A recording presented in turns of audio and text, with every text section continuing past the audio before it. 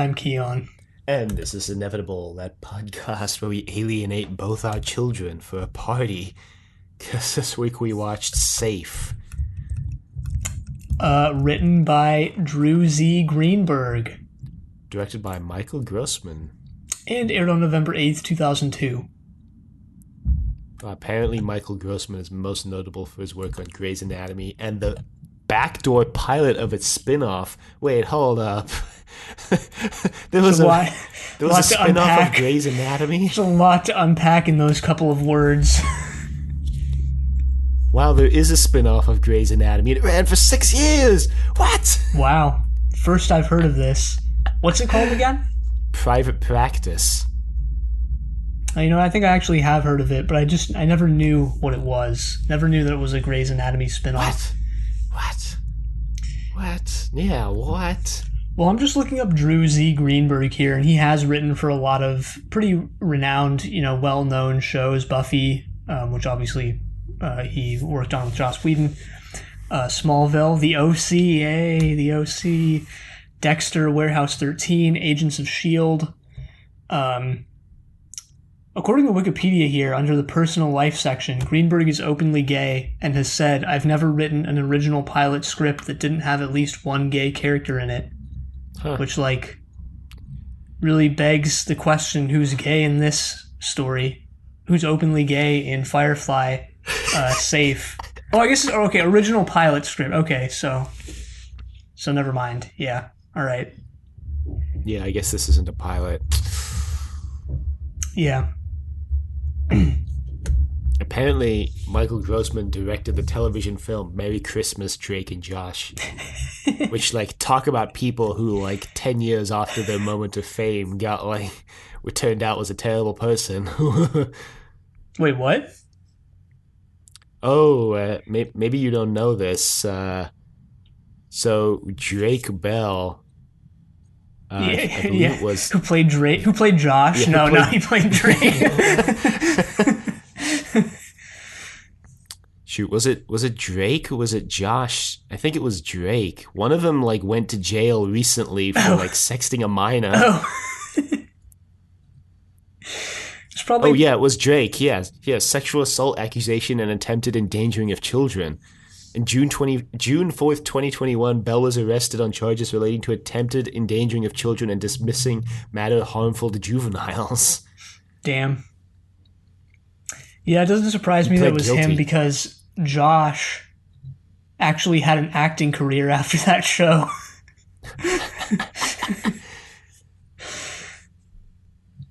Yeah, Drake apparently... Yeah.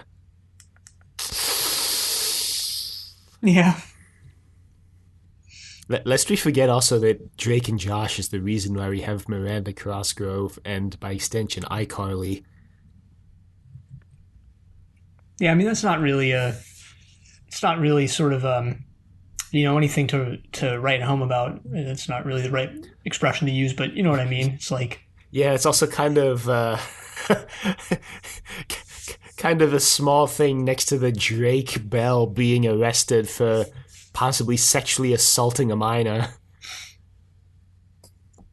Yeah.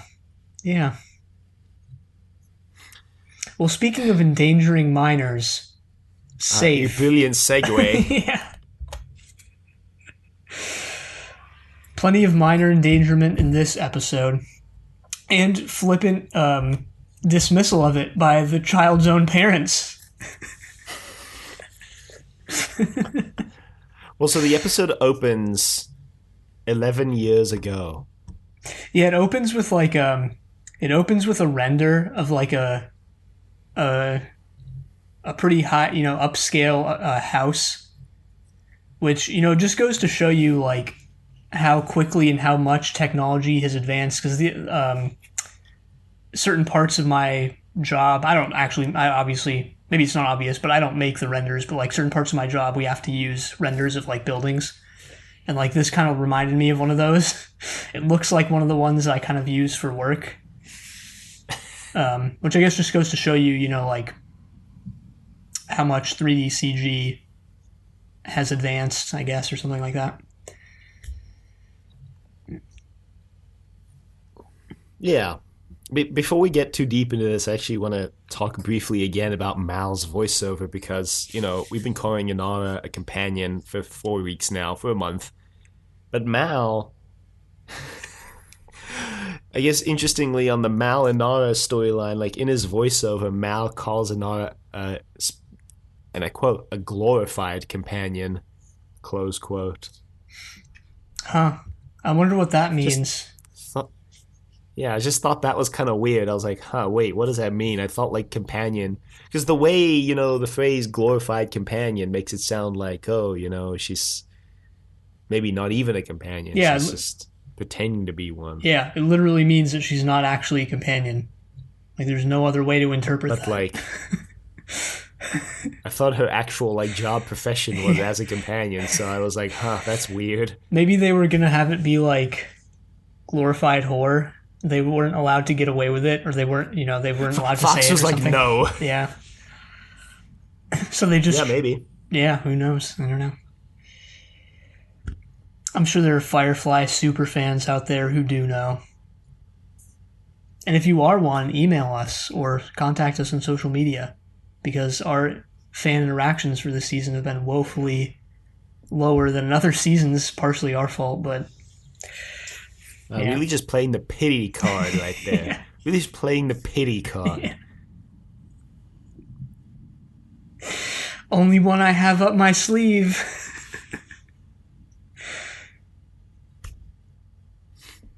Wow. Speaking of pity and emotional manipulation, no, I'm just kidding. We open, like you said, 11 years in the past, and we get a little bit of River and Simon's childhood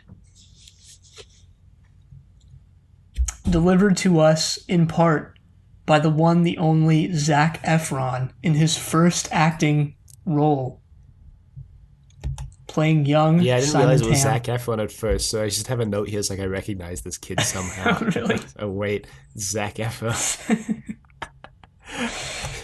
There's also like a previously on Firefly segment. I don't know if it was included on the DVD, but it No, it was on wasn't. Hulu. Well, The actually, book's got a whole previously on Firefly thing, and then it's got all of these. It's got literally everything you could possibly need to know to start the show from this moment. It's got them picking up Simon and River. It's got Simon and River are hunted by the Alliance. It's got the Alliance captured them a couple episodes ago. They've got cows on board because they got them from a guy in the previous episode. It's got everything you need. everything you need to catch you up to speed. Well, we should note that, like, this is the first Firefly episode that follows from the one before it directly. Yeah. Because, Which is interesting because we mentioned a couple weeks ago, like, yeah, I'm pretty sure all of these are going to be pretty self-contained, and then like this episode comes along and it's like, nope. Even though it is still mostly self-contained. it is still mostly self-contained. The only connection is that they're delivering the cattle that they got in the last episode. Other than that, you can pretty much watch it on its own, and even with that, you can watch it on its own. But yeah. Especially if you get books, here's what you need to get up to speed. Yeah, I seriously thought Shepherd Book was going to die in this episode. We'll get there, but like, when he got shot through the heart, I was like, oh god, this is why I don't remember him. He's just going to die here. Well, having seen Serenity, it kind of deflates the wind and the sails on this whole thing. I guess, yeah, I barely remember a Serenity, so. I mean, me too, but I remember that book was in it. Yeah, more than I remember.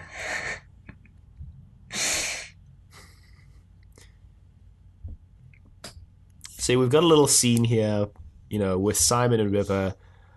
Simon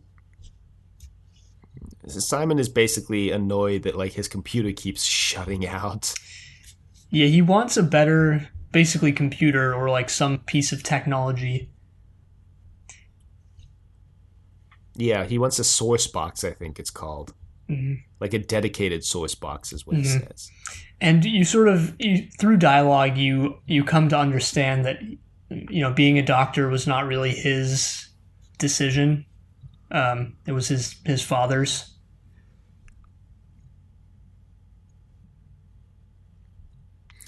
Yeah, because his father basically says, uh, He's his father says, "Yeah, I didn't want to buy you a source box, but like your mom's buying you one anyway." he says you're gonna pay me back by becoming like the best damn doctor the world has ever seen, or something like that. And you get the impression that he said this for other, you know, things as well, right? It's like they're giving Simon and I guess River as well, like this sort of very good life and upbringing and childhood. In return, he's gonna, become a doctor just like his parents want. Right. Any other like show or series or story or whatever would like where this would go is like he actually doesn't want to become a doctor and he rebels against them. But Firefly has some I guess some other cards up its sleeve. Yeah, Firefly instead decides that Simon wants to be a doctor. I don't know. The way the dad delivered this, I kind of got the sense that maybe Simon had expressed interest in being a doctor to his dad before this scene happened. But you could absolutely read the scene as just his dad going, "You must become a doctor." That's how I read it as the latter of what you described. That he actually didn't want to become a doctor, but that he did. Anyway, and that like that sort of put the rest of the episode perhaps in a different, cast it in sort of a different light, where it's like his main role on the ship is being their doctor. It's sort of his only identity, and it's really perhaps even the only reason why he's, one, still there, and two, maybe even still alive. Yet it's not really something that he ever wanted, in my interpretation at least. Yeah, like I said, you could definitely read it that way. I read it as, well, he had already said he wanted to be a doctor. I thought he was even already studying to be a doctor, like at that moment, and that's why he wanted the source box, because it, like while he was studying, that it went out. But who knows?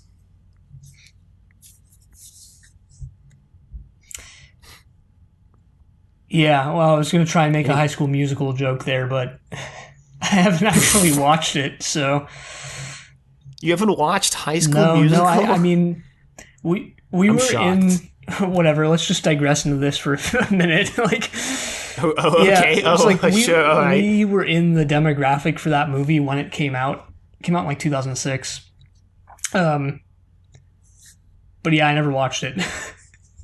I never really watched any of those I'm Disney shocked. Channel movies or anything like that. High School Musical was like one of the Oh, good really? ones. Yeah, I know we've talked about this off recording for some godforsaken reason, but like it's a remake of Grease. It's the same story, just without like all the smoking. They just took out all the cigarettes and the violence, And and the the teenage teenage pregnancy. sex and the violence and the greaser dynamic, I guess.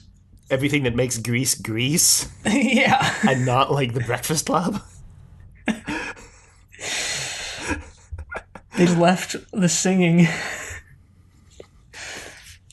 Yeah, but High School Musical's got some of the most banging songs, like "We're all in this together, everyone." I don't know any more of the words. Yeah, I have them all on my 2006 iPod Nano. We used to have an IT guy at our elementary school who, like, the only defining feature I can remember about him at all was that he had one of those, like, first-gen iPod shuffles. Nice. I don't remember like, this person whatsoever. kind of- we went to the same elementary school. I only even remember seeing him once, but he had one of those iPod shuffles around his neck, and I remember thinking that made him pretty cool when I was in 4th grade and saw him. Around his neck? That's Yeah, they used to come, those original first-gen iPod shuffles, of which I have one somewhere. oh. Looked, I guess, kind of like a vape pen now, but anyway, they used to come with an attachment that had like basically a lanyard, so you could wear it around your neck like a lanyard. Oh, huh. I just looked it up. I didn't realize that they looked like that. Yeah, because they like immediately in the Gen 2 iPod Shuffle changed the design. There's no screen. Yeah, that's why it was called an iPod Shuffle, because it played your music in a random order. Oh, That's how the shuffle. That's how that feature gained the name Shuffle. I guess if you didn't know, in much the same way that podcast comes from the iPod. right, right. A surprising amount of things were named after Apple Oh products. my god. Apple has already had its influence on the English language heavily. Yeah.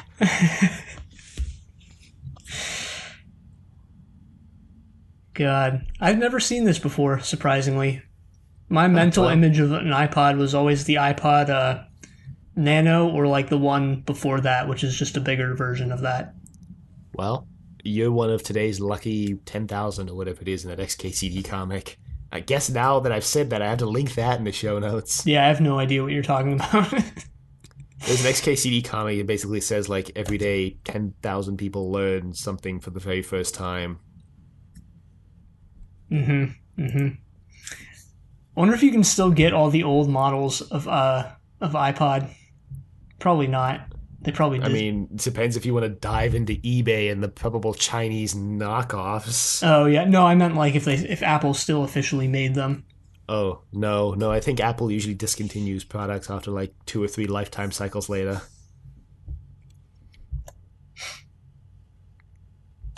Yeah. I mean, they are basically the worst company when it comes to like wanting you to buy a new product instead of like fixing or upgrading the old one. Upgrading is in like never mind, whatever. We don't have to go down that rabbit hole. Yeah, how did we get here from High School Musical? We're all in this together, everyone. Na, na, na. I wish I knew more of the words. Yeah, it turns out they actually are all in this together. That's what this Not episode is really. really about. Family, the Fast and the Furious. God damn it. God damn it. No, okay, so we cut back to present day, and they're gonna. Mal is like, okay, we're gonna set down on this planet. Oh god, I'm gonna butcher this pronunciation, aren't I? Zhang Yin. And they're gonna basically sell all the cows off. I think when they sell these cows off, the people they sell them to imply that the cows have been in the hold of the starship for months. So that's, just introducing a couple months between the last episode and this one. Yeah, for when Big Finish eventually gets their hands on Firefly. So it's pretty kind of interesting, I think, how they set this all up. I mean, they touch down. They build this sort of makeshift corral for the cattle, which we don't see them creating that, but it obviously, just from the looks of it, probably took quite a while to set up. Yeah, it looks like it was a multiple day affair. Yeah, or I mean, at least like probably a good hour or two. And Simon immediately steps into cow droppings when he's like disembarking the ship, and I just like had to wonder like what cow like walked out of the cargo hold, stopped on the ramp, dropped his droppings on the ramp, and then just continued. Like that seems so inconvenient for the A cow. lot of them probably. I mean, not probably. A lot of them apparently. It just seems so inconvenient for the cow to just like, why wouldn't they just go in the cargo hold? But whatever. I'm not here to analyze cow bowel movements. River is out and about.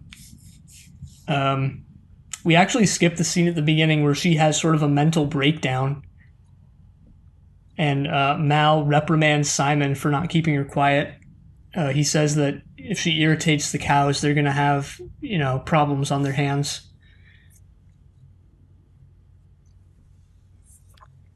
Yeah. We also skipped the scene where like a couple of hunters out in the I don't even want to call it woods or forest because there's no foliage to it. It's just like dead trees and dead leaves on the ground.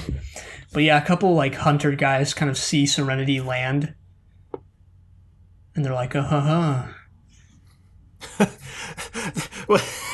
they don't go ha ha ha. They go any ship that's that fancy that lands here is looking to sell something. mm-hmm. And then like you see his like really actually really fancy knife, and you have to wonder like weird but okay. You see that skinned rabbit too. That was sort of appetizing. Appetizing is not the word I would use. Reminds me of this. I don't really even remember what this was. I think it was some sort of economics documentary I watched a couple of years ago. Not a couple of years ago. It was like 5 years ago, maybe. Where they were talking to this woman. She was just like petting a rat. She was like, as she was being interviewed, she was holding a rabbit, and she was like petting it. Oh man, I once you said the rabbit, I remembered this story, and I remember you've told it before, and I'm like, oh no, I know where this is Oh going. yeah, have I told it before? Yeah, I probably have. But whatever, I'll just tell it again here. I've already started. So like, yeah, she's holding the rabbit and petting it, and then like in the middle of the interview, she's just like, give me a second, hold on. She just like pins the rabbit to the ground and starts like, I guess just hammering it to death. Yeah. So weird, just so weird. Yeah. That doesn't happen here. The rabbit's already dead. But you get the impression from this scene that these guys are going to somehow raid Serenity. Or that they're going to get in between the deal that Mal is supposed to make with, the people who are supposed to be buying the cattle. Yeah. There's also a whole scene here with Kaylee and Anara after they get off the ship, and they're in a. This is actually kind of funny. They're in, I guess, what is like an antiques store or something similar, and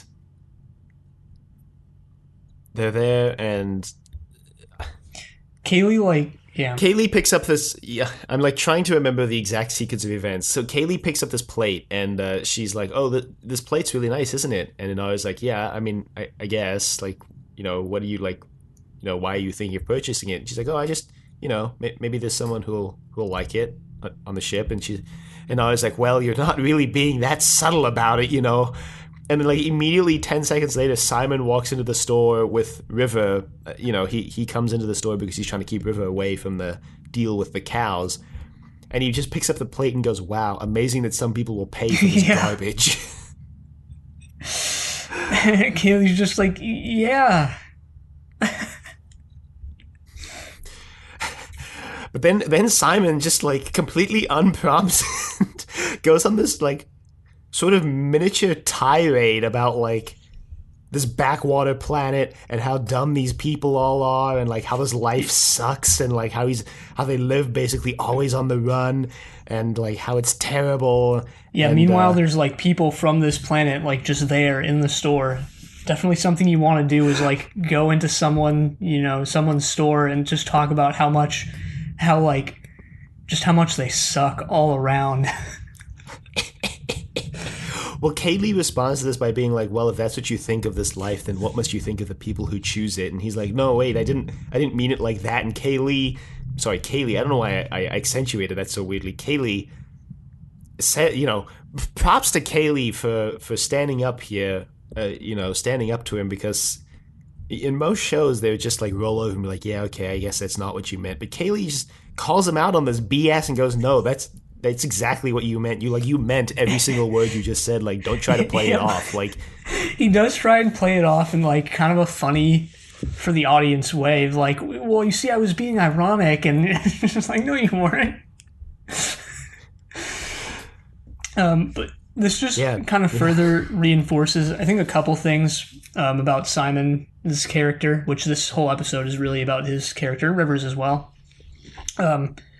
Which is that obviously he's from sort of a different background than the rest of the crew, but also that he like, perhaps because of that different background, he doesn't know when to keep his mouth shut. And you see that later too, where he's like, he's being kidnapped by guys with guns who obviously outnumber and overpower him, and he's just screw you guys, like you're never gonna get away with this. And they're just like, dude, do you understand what's happening to you right now? Do you comprehend the situation you're in? No, he doesn't.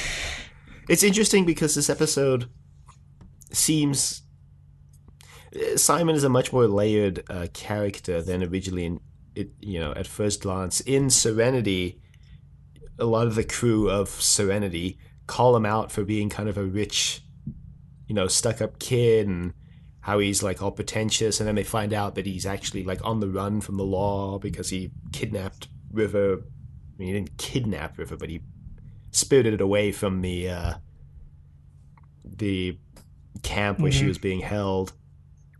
And then this episode kind of like presents an interesting view on Simon in that it reveals that, yeah, he is kind of still a stuck-up, rich asshole. Yeah. He's just sort of, he's from like a totally different world than the rest of the characters and doesn't really kind of understand. Meanwhile, River, through I think multiple scenes in this episode, kind of, is shown to actually be closer, I guess, in her way of thinking or something like that to Mal and the rest of them. I mean, there's that scene earlier on that we actually skipped. We didn't skip the scene. We skipped this part where like they're letting the cattle out, and River goes like, they actually weren't cattle when they were in the hold. They forgot their like true essence as cattle. Now that they're free and they're seeing the sky and breathing the air, they remember. And Mal goes like, "Oh God, that makes perfect sense to me." And Jane is just like, "What?" Yeah, you can't take the sky from me. You can't take the sky from the cows. Yeah, you can take the cows out of the sky, but you can't. But you can't take the sky. No, you can't. Wait. Wait.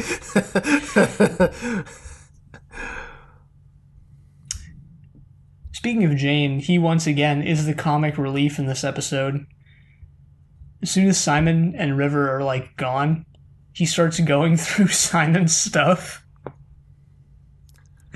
Well, not only that, it's just like later on they're wondering whether they should go back for Simon or leave him. And he's like, "Well, he's probably already dead," or something like that. And it's like, "Well, we should just go." Great, thanks, Jane. Thanks for the vote of confidence, Jane.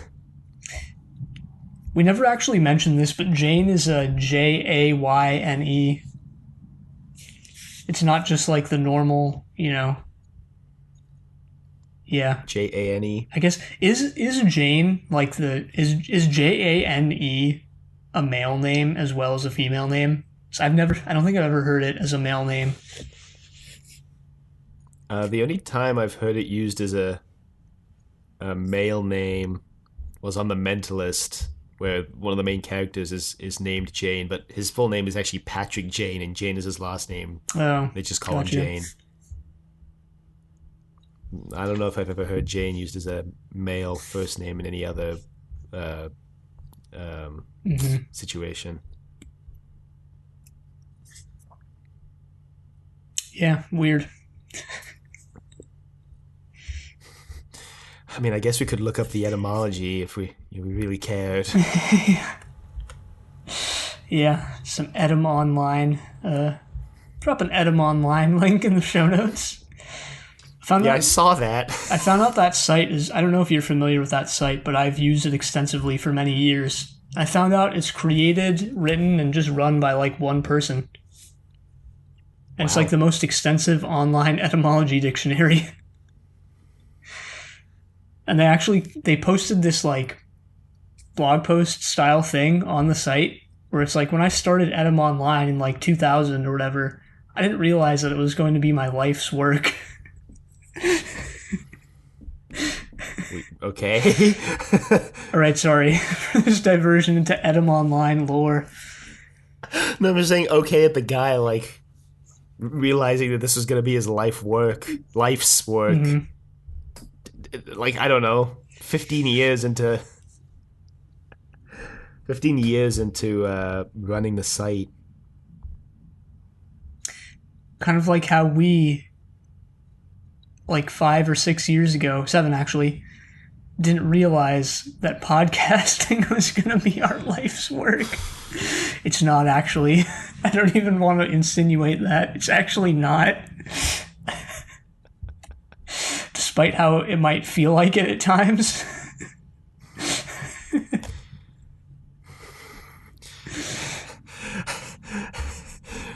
How often does it really feel like that? I don't know when it's Actually, quite often. yeah, when now that I think when about it's it, the night before and you're like, oh god, I have to spend like an hour tonight watching this show. I kind of don't want to watch it. Not for Firefly though, but for like Lex and stuff like that. And we just pushed through it anyway. You know, kind of felt like it in those situations.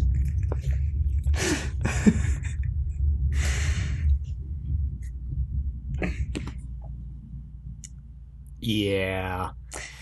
The Lex period was when it most felt like it was the most like, man, is this really what I want my legacy to be? No, yeah. These episodes of Inevitable about Lex. Well, anyway, as Simon and River are in town, we sort of see in the background. It plays out very naturalistically and it was pretty impressively done, in my opinion. So, sort of in the background, there are these, I guess, lawmen, officers, kind of looking for someone.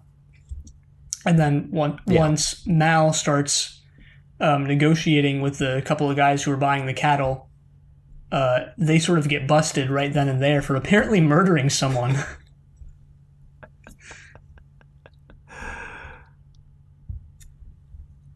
Yeah, it's also set up that, they're probably looking for these people because they seem really jumpy. Like right off the bat, they're like really jumpy, and every noise in the bush, they're like threatening Mal, like, "Oh, we're gonna kill you now." Yeah, and you think it's gonna be like the 3 hunter guys from the beginning who are gonna like kind of jump them and steal the cattle, but the episode kind of throws you for a loop. It's actually not.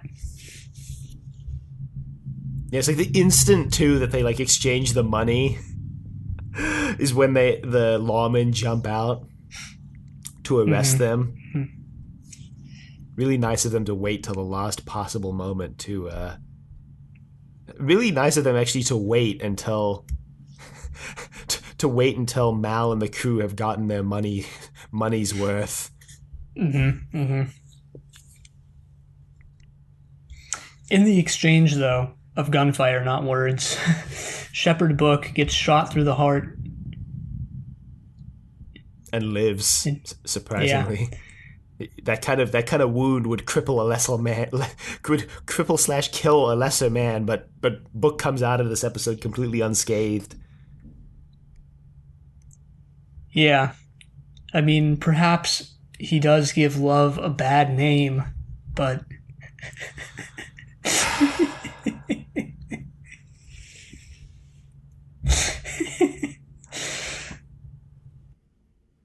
was it worth it? Yeah. Was it worth it?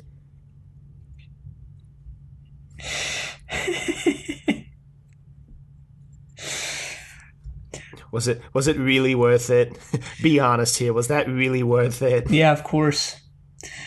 Honestly, if anyone gives love a bad name in this episode, it's Simon, because, even after his little exchange with Kaylee, you can tell Kaylee is gonna, like, basically keep crushing on him regardless of how little he thinks of, like, her and basically everyone else as well.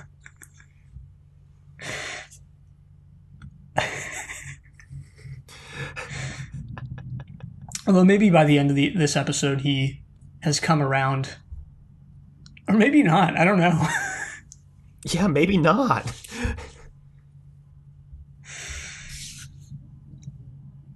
Anyway, he loses... I somehow doubt it, but anyway. He loses sight of River. This is actually a little bit earlier, and as the gunfight is going on, it sort of bleeds into and blends in with this scene of River, like, dancing. Yeah, she sees people dancing and decides to just go join them. Because why not? And I think... So how does she actually get taken? Is it just she's just, like, pulled out of the dance, or... It's because they take Simon first, and I think what happens is she sees, like, oh shoot, taking Simon. Oh, right, right, right. Yeah. Yeah, so they're taking him through the woods. You don't really know why they're taking him or where they're going.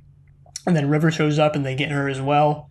And then you find out that there's like sort of a mountain settlement, like another village nearby, in the hills or the mountains or whatever. And they need a doctor. Yeah, they so while they're walking, this is when that scene that you mentioned earlier where Simon just can't keep his mouth shut happens because he he's yelling out like, "Oh, well, you can't take us. Like they're gonna come get us. You'll see, the ship's gonna come get us." And then, like as he's saying this, the not the Serenity just takes off and flies away, and they're like, Yeah, they see this happening too, don't they? They're just like, or am I just imagining that? yeah, they do. They see the ship take off. Yeah. And that's mostly because Book is basically just bleeding out. I mean, Mal and Zoe help him out in the infirmary, but they're obviously not fully capable of just healing him and patching him up. Not for lack of trying, though. No, no. And he seems a lot better actually when they're done with him. I mean, he regains consciousness and he's still in a bad state, but definitely not anywhere close to where he was when he was just bleeding out on the ground. Which we should actually mention. I don't know if you noticed this, but the guns in the shootout were actually, as far as I could tell, blasters, like sci-fi, guns, versus the actual bullet-based guns we saw earlier. Well, it was interesting because Mal's guns, Mal's team's guns were still those old-timey guns, but all of a sudden in this episode they were making like sci-fi sound effects, so I was honestly a little confused. Yeah, I had the same reaction. Because I thought, that like, it was only, that they only carried actual guns. Mm-hmm. That's a weird phrase to say. No, we know what you mean.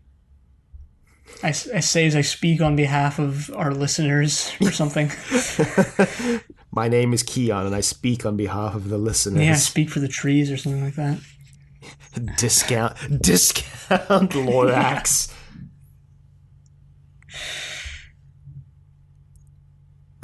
Imagine like an alternate ending where like the trees band together and they're like, "Screw this guy! Never met him before in my life. He doesn't speak for me."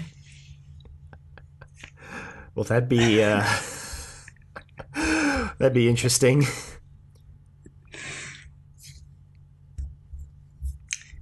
So, yeah, Shepard is lying there. He's like, "Hey, when's the doc gonna come actually patch me up?" And they're like, "He'll be here soon. He's on his way." Sweating bullets. "He'll be here soon." And he's like, "Oh, that's good." As he loses consciousness. As he passes out again, he goes, "Oh, thank goodness for that." You do have to wonder, to go back to the guns for a little bit, you do have to wonder, like, if they're using blasters, how he did actually receive that wound where he just is like very clearly bleeding profusely versus just like, you think it would just like sear the wound shut and just be like an actual burn or just go straight through or something. But whatever, maybe, we don't have to dwell on it. And this is going to sound dumb as hell. There's sci-fi guns that shoot actual bullets. They make sci-fi blaster noises, but they're actually shooting physical bullets. Yeah, honestly, I think that is actually what it is. Just based on the evidence we see on screen.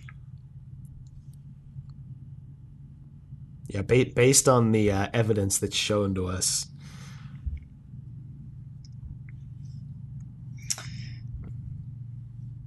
Meanwhile, the town that Simon and River have been brought to doesn't actually seem, that bad. Because, Simon walks into this sort of, you wouldn't even really call it like an infirmary or anything like that, but it's basically just this house where they're keeping all the sick people. He's like, oh God, is there like some sort of plague? And they're like, no, actually, there's not. These people are just sick. He's like, yeah, I don't believe that for some reason. And that was such a weird element to include in terms of the narrative, in my opinion, because like, yeah, as far as the rest of the episode seems to be concerned, there is no plague. There never was one. It doesn't really have anything to do with anything like that. It's just a throwaway sort of line.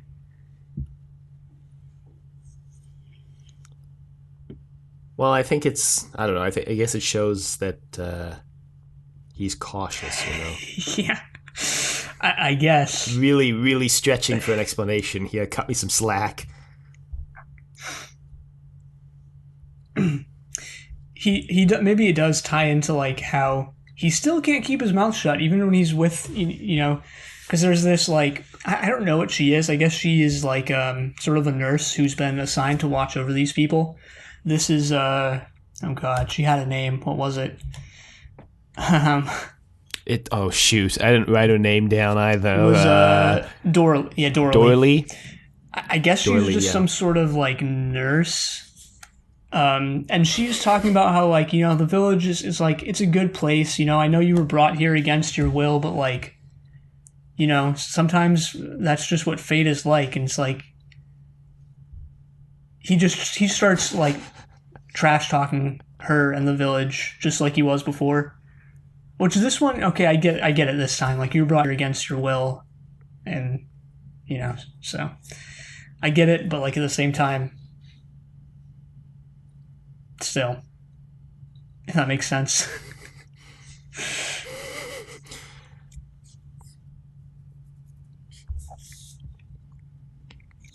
Yeah. Meanwhile, Inara has come up with a great idea to save Book. Yeah, she's talking with Mal. She's like, where there's a doctor. Like, we can go get a doctor, literally right now. And he's like, yeah, but there's no guarantee that Simon's gonna be there. He might be dead already. I don't want to have to go rescue him. And then she goes, no, I'm not talking about Simon. He's like, no, do we have to? Oh man. Oh man. She's talking about the Alliance. Yeah, because the Alliance cruiser Magellan is nearby. And this is actually set up earlier in the episode when they land on the planet and Simon's like, is it really safe for us to like spend time here? There's like an Alliance cruiser like right nearby, and Mal says something like, oh, the Magellan's not going to check in on this planet for like another couple months based on the way that like the Alliance works. They eventually decide to go along with it, though. They don't really have any other choice because Book would die otherwise. Yeah. And they don't want that, believe it or not. They don't want that. So they dock with the ship. Mal gives them some official papers, apparently, that are out of date, though. Right. And are also falsified. I don't know if you caught it, but he's using like a fake name on the papers. Yeah, he's using a fake name, but even though they're falsified, they're also out of date. But then, they're sort of skeptical. They don't want to take Book in.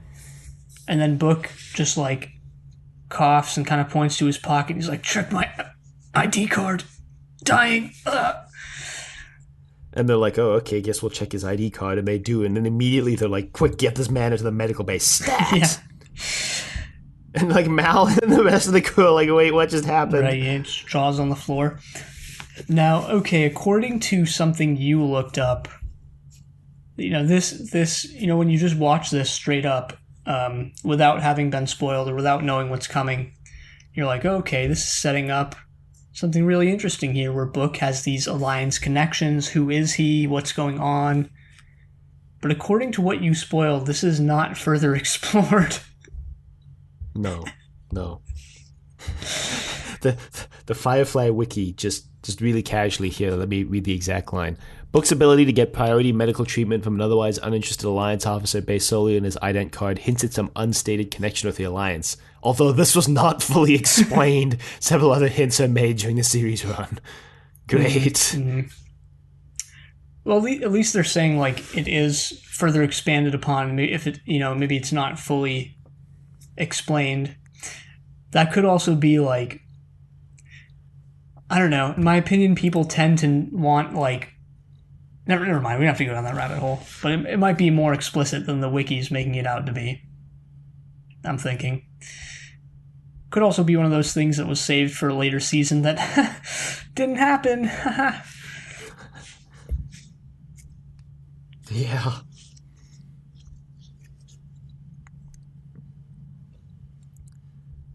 Well, throughout all of this up to this point, we've also been getting flashbacks to young Simon and River's lives. Yeah, we see sort of a scene where Simon's father has to. He got him out of somewhere he's basically got himself into a bad situation and his dad got him out, and he's basically like, he tells him to stop looking for River, to stop being reckless, stop doing stupid stuff, and like, do you know how bad this is making me look?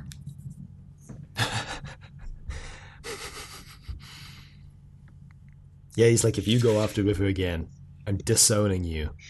Yeah. Like, I'm never going to come help you again. Yeah, he says he's on his own, basically.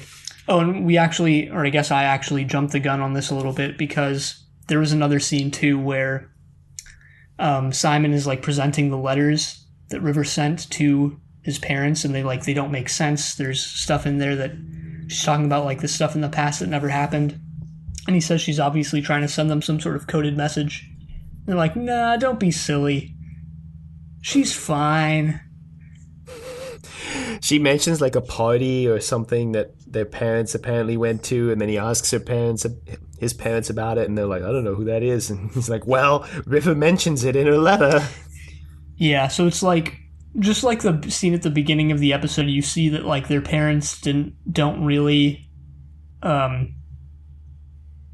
they care about them insofar as like it makes them look good as parents for caring about their kids, right? In the sense that like they're sending their children to like medical school and to like this super prestigious elite academy, but they're not actually fully, aware or trying to work towards their well-being in a way. Yeah. And the way, we should mention that the way that we cut into a lot of these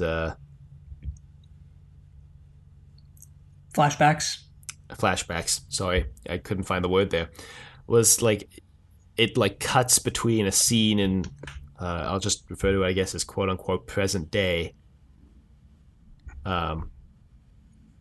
back to the past in ways that make it seem like the past is answering something in the future. Like the one I'm thinking of first is someone says like, can we get some peace and quiet? And then it like cuts to like Simon's mom going, no, which is when Simon's telling you about the letters. Mm-hmm.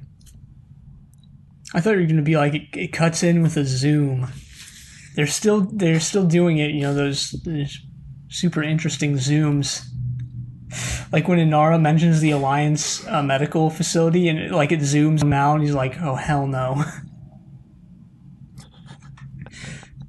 Yeah, they're still doing that handheld zoom thing. Yeah, we say as if they're going to stop. They're not. Yeah. We're talking about it as if it's like, the worst sin you could commit as like a cameraman. But it's not. I wouldn't have even noticed it if I didn't watch that documentary. Yeah, if they hadn't mentioned it on the behind the scenes documentary. Speaking of which, I'm on disc 2 of the Blu-ray set now, and there's another behind the scenes thing. It's like a commentary with Nathan Fillion and Joss Whedon and like a few other people. I think Adam Baldwin's on there. So maybe I'll watch that. Yeah, I guess let us know if you find out any more fun spoilers. Yeah. So while Shepherd Book is getting all patched up, Simon is learning more about this little encampment that he's been taking to. And they're like, there's like a real place for a doctor here. There's an empty house you can have. And he's like, yeah, it's a real great community, except for the fact that you kidnap people to bring them to live here. And they're like, well, it's not all that bad, like, we're not all that bad. He's like, "What? You kidnapped me?" And Doralee, she lets it not lets it slip, but she insinuates that this is Simon and River's home now. He doesn't really take too kindly to that, I guess. Yeah, not surprisingly. Mm-hmm. He sorry, not he. Throughout this whole thing, they've also set up. There's this girl who, um, was it, I think her father killed her mother and her sister or something like that. It was something, yeah, along those lines. And ever since then, she's like never talked to anyone again. And River basically tells them the whole story about what happened. They're like, "Wow, like how did you get her to talk?" She's just like, this is her first and last mistake. She's just like, what do you mean? She doesn't talk. And they're just like, whoa, whoa, hold on a minute here. I have a comment here that's like, "She's a witch," which I wrote like mostly in jest, but then immediately Doyley's like, "She's a witch, burn her, burn her." Yeah, thou shalt not suffer a witch to live, which is a biblical quote. Further tying into the biblical themes of the show. Yeah, the final 5 minutes of this, 10 minutes of this episode, 5 minutes go like really religious all of a sudden. I actually looked up the quote. I wasn't sure where it was from, so but I knew I had heard it before, so I looked it up, and yeah, it is from the Bible. It's from Exodus, I guess. And I found this article. It was really in depth, and it wasn't that long, but I didn't read the full thing. About how the line, "thou shalt not suffer a witch to live," or whatever, is sort of a mistranslation. Which, yeah, most of the first 5 books of the Bible are just like either mistranslated in the English versions that most people read, or are just not translatable because a lot of it is just like puns, Hebrew and Aramaic puns that like are just not translatable. Yeah, that's the well, we've talked about the problem with like translating text and writing before. It's like, do you try and stay true to the meaning? Do you try to replicate the like tone of the writing? Yeah, and that's the thing too, is like when you know about all because it's literally like the book of Genesis is literally like just pun after pun after pun after pun. And when you know that in the original language, and like when you know that, it's like, this is sort of like not a very serious text in the original language. Like it's kind of funny, like it's humorous, and it's supposed to be kind of not supposed to be. I don't know if it's supposed to be, but it is. It's like it's kind of jokey in a way, versus like all the English translations like lose that completely because you just can't translate the puns. Yeah. Yeah, it makes you wonder what a tough job those translators of this text that basically like defines how a substantial amount of the world lives. Yeah. Yeah. Like imagine having to be the translator of that text. I'd be like, what? This is too much responsibility for me.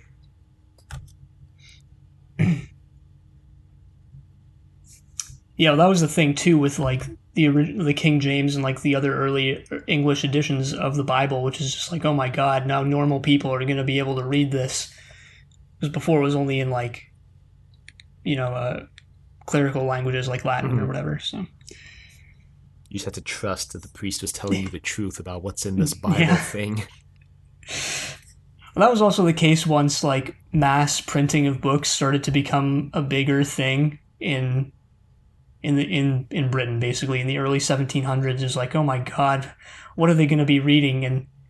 And the answer was smut. Shocker. Turns out the like Victorian era was just really horny, People seem shocked, that a society built entirely around like repressing all of that would in secret read and indulge in all of that stuff, without basically any qualms.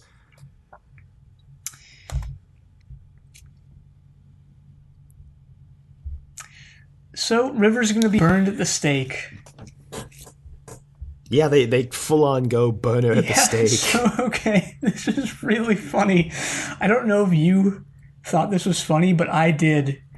Where like there's essentially this mob surrounding them. They're about to burn River at the stake, and like the leader or mayor or whoever of the village shows up, and they're kind of talking, and River's just like, what is she basically says like he's almost about to get them to back down, right? And then she's just like, you killed like the last guy who was in charge of the village. And you're just like, yep, she's a witch, burn her.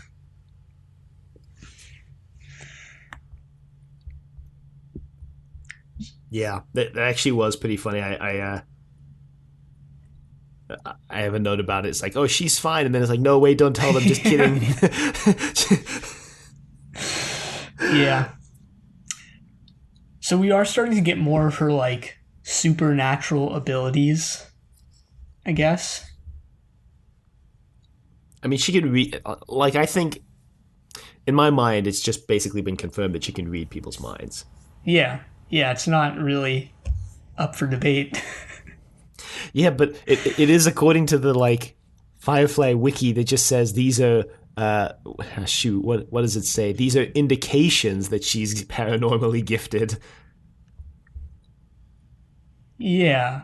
Which, I mean, you can read that and say that, like, that means it's not confirmed, or you can read it as, like, all right, these are indications, as in, like, these are instances where it's made clear, you know? But yeah, I guess indications is, like, too soft of a word to use.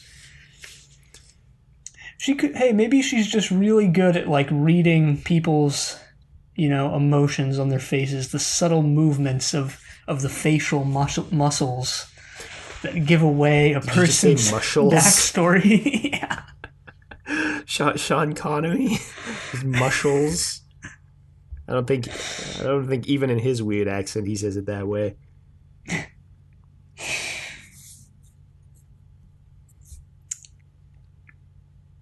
So Simon, still way in over his head, still not fully cognizant of the position he's in, is like trying to negotiate with them. Like they're about to light the damn fire, and he's like, "You can't do this.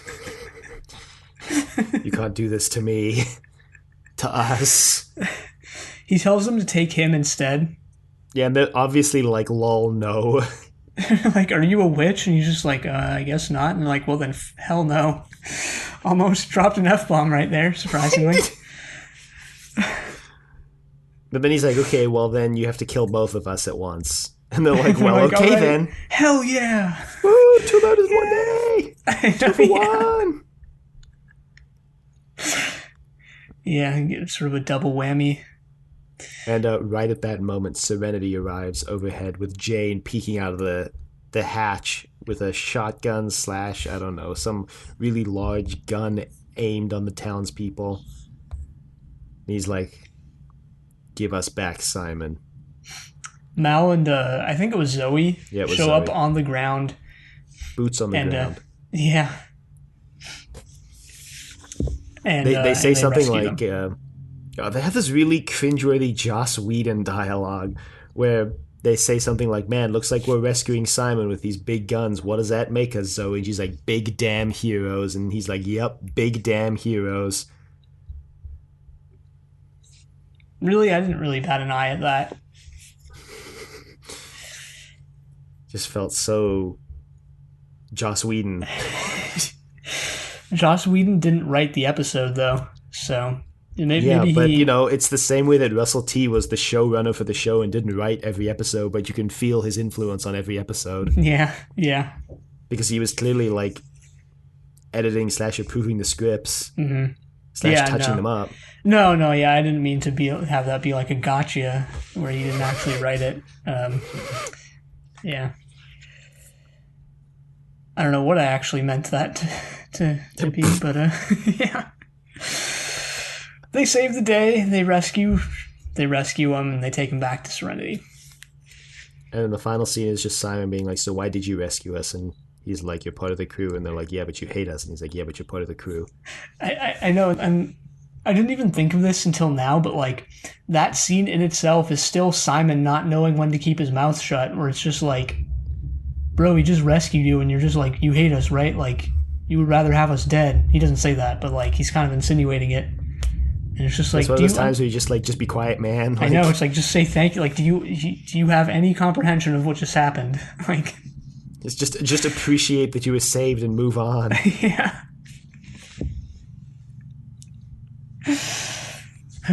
Simon. Quickly becoming the most aggravating character on this show, and I think will continue to be. That's okay. It brings some variety, spice of life.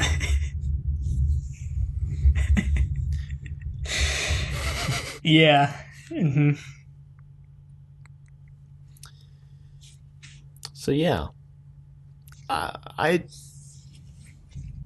didn't find this episode the most enjoyable because I felt like it was kind of confused. It didn't really know. To me, it felt like this episode didn't really know who it wanted to focus on. Like it didn't know if it wanted. It didn't know if it wanted to be a Simon and River story, which it kind of felt like it did. But if it wanted to be a Simon and River story, we spent like way too much time with like Mal and Shepherd Book and like the cow deal. Like, Yeah, maybe. Yeah, maybe. I don't know. It's just, I thought it was pretty interesting how like you're exploring both of these characters' backstory, Simon and River, and then also um, Book. But like one of those, like the Simon and River pair, you're getting way more. You're getting explicit like flashbacks, and you're getting more. They talk about their past when River picks those berries, which we skipped. And tricks Simon for a second into thinking they're poisonous, which was funny. And yet you're exploring Book's backstory in a way, and in that way is way more elliptical, and it's more roundabout, and you don't really it's not fully explained or explored, and apparently it's not going to be great. But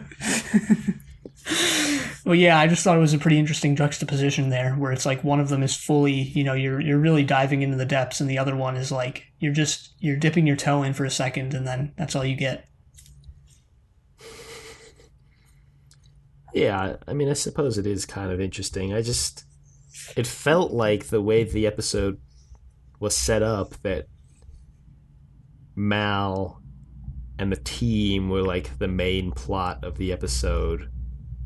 But then we got so much more with Simon and River. But the episode was like telling us, or just showing us that like Mal and Book were like the main plot that we should be caring about. And I just didn't like. It didn't really seem like the episode knew which of the two stories it wanted to focus on. And if it wanted to focus on them equally, to me, it didn't feel like it did that because of exactly what you described. How we get explicit flashbacks to Simon and River, but then like for the other story, we get Book's backstory in one kind of hand wavy implication of a line. Yeah, so sort of switching what you might expect to be the A plot and the B plot. Although actually not really, because it does start with Simon and River. Like it starts with that flashback, so like you would kind of assume that would be the main sort of focus, and it was, I think. If it had to be one or the other, I would say it's probably that was the main focus of the episode. Yeah, I don't know. Right. I liked it. I guess. More power to you. I actually think, now that I think about it, it might be my favorite episode so far. Wow. Yeah. I would not go that far. I did definitely. But that doesn't mean it's bad, I guess. No, yeah.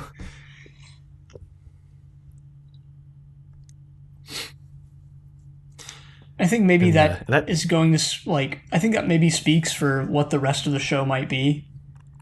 Where it's like, I know I've said I've been enjoying this more than my previous watch through of Firefly, but it's also like, you watch this episode is maybe a good indicator where it's like you watch it and you're just like, okay, like there's almost nothing, I don't know, super interesting to explore. I thought, at least. It's just a straight up, episode. Yeah, there's definitely going to be some episodes. I mean, this was, it's not The Prisoner where Patrick McGowan is finally crafting every episode. It's definitely a syndicated television show where there are going to be some filler episodes. We're going to run into those eventually. It's just like a fact of life. Because network television was a lot less flexible on like having having shorter seasons back in the early 2000s when this aired. Now TV's a lot more flexible with how long your season is, but back then it was like it has to be this long if you wanted to air during the programming season. Yeah, streaming kind of threw a wrench in, well, everything actually, that and a lot of other stuff as well. Man, Yeah. remember back when Netflix was not streaming but was like a mail order DVD rental? DVD service? Yeah. When did they transition to streaming? I don't even like really. It was just like all of a sudden they were a streaming service like that. I don't even remember that transition. It was a pretty slow transition. They did it at the, they did do it at the same time for a long time. Mm-hmm. I wonder if they still do it. Probably not. You probably couldn't like get a DVD from them. I'm gonna Google it. Can you still get DVDs from Netflix?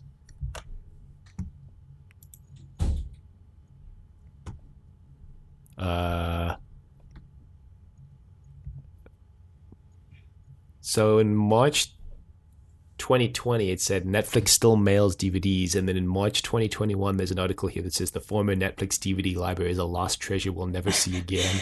So sometime in that year, if both of these articles are to be believed. Oh, okay. It says in this article, rest assured, Netflix still sends DVDs to its subscribers by mail, but the scope of that film library has shrunk precipitously. Huh.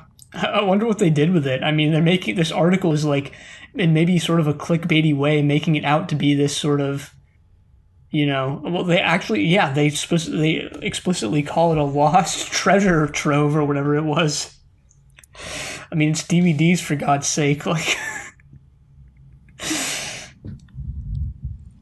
Yeah, but it might be DVDs that are like hard to find, or were. Now they're even harder to find. What did they do with them? Did they just like burn the DVDs? Like what? Destroy them? I don't know. I'm trying to see if this article says, but it doesn't seem like it says what they did with it. I mean, it sounds like it's from a clickbait site based on the title. It's from Paste Magazine. There is actually like an extensive article attached here. But it doesn't say what they did with all the... yeah, it doesn't say.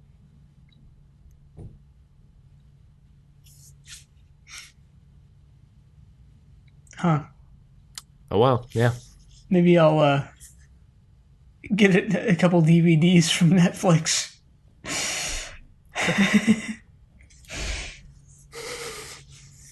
That would be so... I wonder how you would even request them, Like how would you even go about it? You go to DVD.com. That sounds like a joke, but it's not. Oh, really? DVD.com is like the website for Netflix's DVD service now.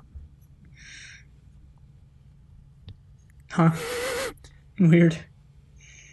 Well, that's really neither here nor there. The only other thing I wanted to mention was the very subtle inclusion of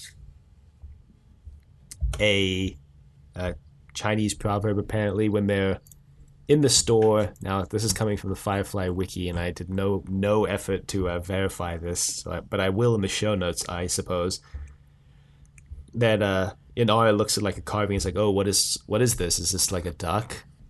And Kaylee says, no, that it's supposed to be a swan. And apparently there's a Chinese proverb that says, a badly painted tiger looks like a dog. A badly carved swan looks like a duck. And allegedly the meaning of the proverb is that it's better not to do something than to do it badly for certain things. Mm-hmm. Yeah, pretty interesting. They worked that in there. This episode, I did... Yeah, they did it really subtly, too. They didn't just say it out. which I think is actually quite impressive. I think this episode maybe did have a little bit more Chinese dialogue than previous ones. Maybe it's just my imagination. It had enough that there's a whole translation on the Firefly wiki, which is accredited to. Special thanks to browncoats.com, which is a forum that's dead now because I just clicked on the link and there's a banner that says browncoats.com with like cutouts of all the characters' heads from different episodes of varying quality, and then it just says, "I'll be in my bunk." This site is hosted by Mayo Computer Inc. Damn, when the heck was this site registered? 2002 or 2003, probably. Probably. Yeah, well, the only thing I wanted to mention, this is subtle. It's actually in the background, so it's kind of hard to notice. But this episode actually confirms non-human alien races in Firefly. No, I'm just kidding. It doesn't. Wow, you had me going for a second there. But then I was like, no, it didn't. And then you said, no, it didn't. I was really waiting just to see like where it was going to go, you know? This episode may have included sort of a Western thing, though, where it's like, if you the sort of town in distress, right, where the main characters are brought in to save it, although with a little twist to that. Yeah, the town is kidnapping people. Imagine if it was Magnificent Seven, but instead of like offering the people all of the gold the town had, they just kidnapped. What was his name? Can't remember any of the characters' names from Magnificent Seven, but that's fine because most of them are like forgettable anyway, because there's 7 of them. Right.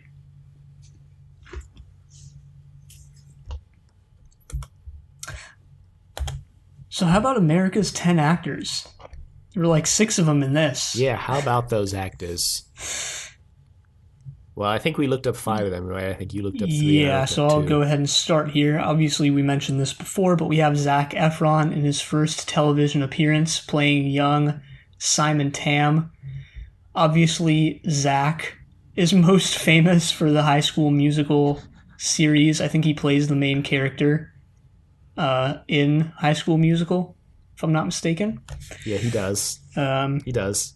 Troy Bolton. Oh my god, that name. I don't even know what to say about that. Just that name. But anyway, he's had a pretty extensive acting career besides that series. So he was obviously started in this. He was in ER. Something called Triple Play. Hey, Triple Play movie trilogy podcast. Hey, a sign that we shouldn't kill Triple Play. Check out our movie trilogy podcast, Triple Play, a movie trilogy podcast. He was in, amazing. He was in CSI Miami, NCIS, The Sweet Life of Zack and Cody, another Disney Channel sort of thing. Wow, was he? Yeah, really? Alongside High School Musical. Sweet Life on Deck was the superior of the 2 shows. There, I said it. I barely remember that entire series.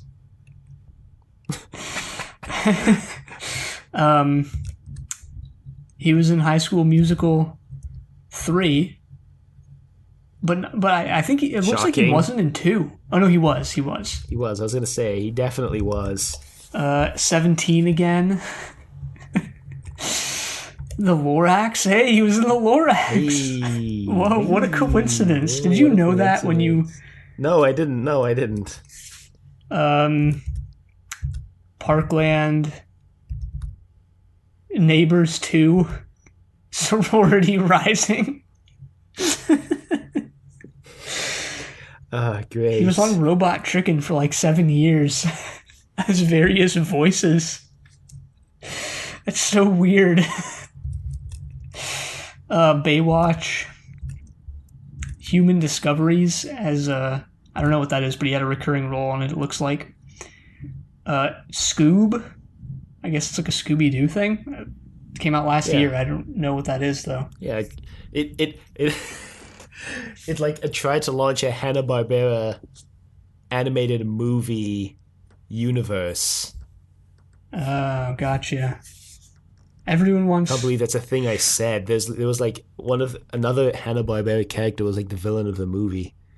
Well, everyone wants that slice of the MCU pie at this point and wants to make their own cinematic universe. But anyway, he played Fred in that. Imagine if he played like Shaggy. Three Men and a Baby, 2022. Killing Zac Efron, a TV series that's been announced. Huh. Sounds pretty meta. Huh. This adventure series, of which Zac Efron is the star and executive producer, will show the actor venturing deep into the jungles of a remote, dangerous island to carve his own name in expedition history. This sounds fake. Like, this sounds like a fake show. Yeah, it does, actually. Apparently it's not. Wow. Great. Great. Yep. Yep. Anyway.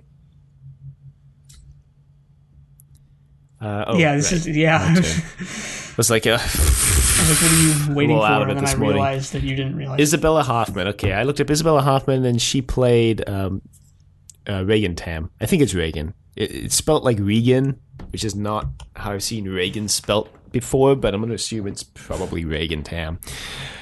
Anyway, she was in a Homicide, Life on the Streets, which is a show I've heard of, but never watched. Sounds like But she's double in... whammy. Like, okay, never mind. Sorry, just go on. let's see. She's been in quite a few things. Suits, DC's Legends of Tomorrow. She's got a recurring role on there. Supergirl, in which she plays the same role because it's a whole TV universe type thing. NCIS New Orleans, Dishonored 2, The Flash, again as the same character as the other CW shows. Anyway, Criminal Minds, the regular NCIS as a different character. Grey's Anatomy, CSI Miami, Boston Legal, Curb Your Enthusiasm, The L Word, what else? Jag, Firefly, obviously, and ER. She's also been on ER. And yeah, that's everything that I recognized. But she started acting in like 86, so she's Oh, damn. got a pretty long career there.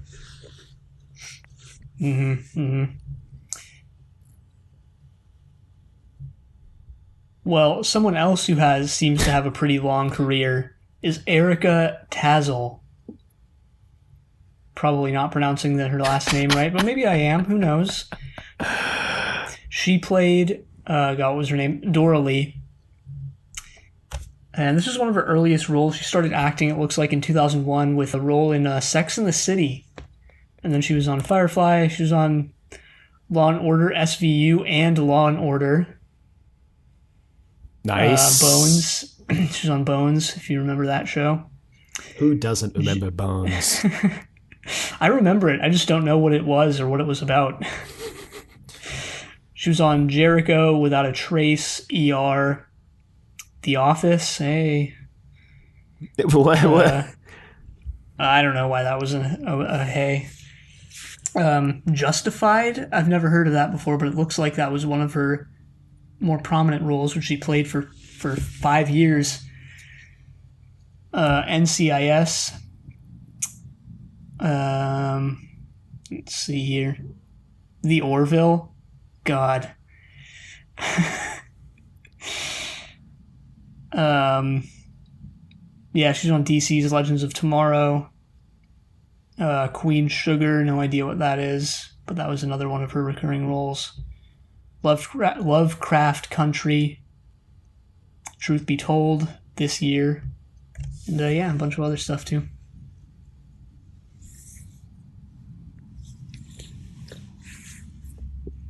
Nice.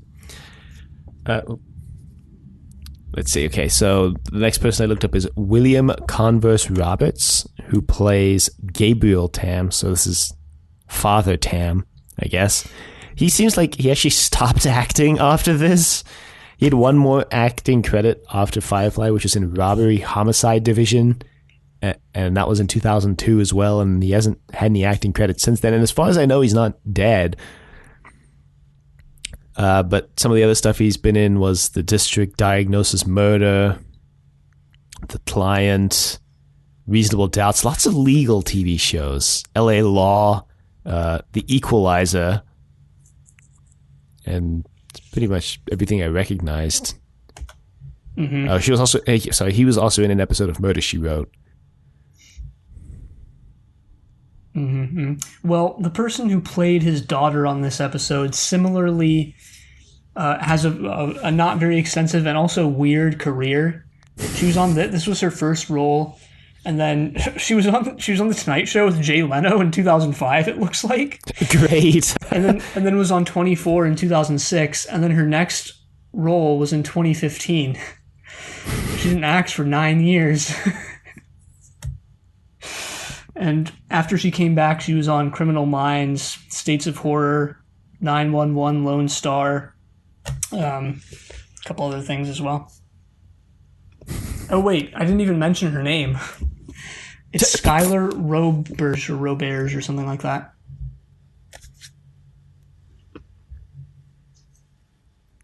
Yeah. Playing River Tam, the young River Tam, obviously. Right. I think that's everybody we looked up, right? Yeah. Is it confusing to you how River Tam, like the actor who plays River, actress, is named Summer Glau, and I always get her real name mixed up with her character's name. Like I always kind of want to call her Summer.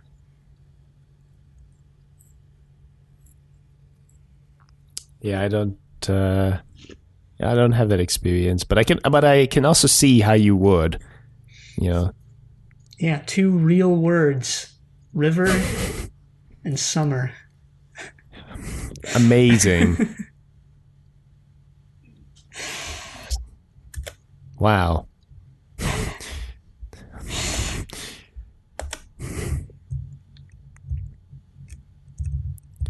Well, that's it for me, actually. Yeah, same here.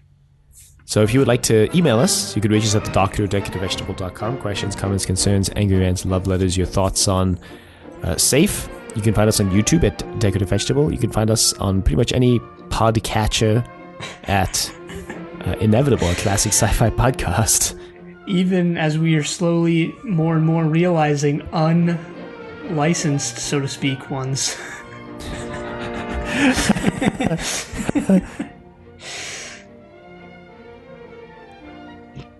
Oh, right. Yeah, now this is your time. Yeah, shoes on the other foot now. Check us out on Facebook, Trust Your Doctor. Like us on Facebook. Also check us out on Twitter at TYD Podcast, and follow us on Twitter. Next time, we're going to be watching Our Mrs. Reynolds. But until then, the end.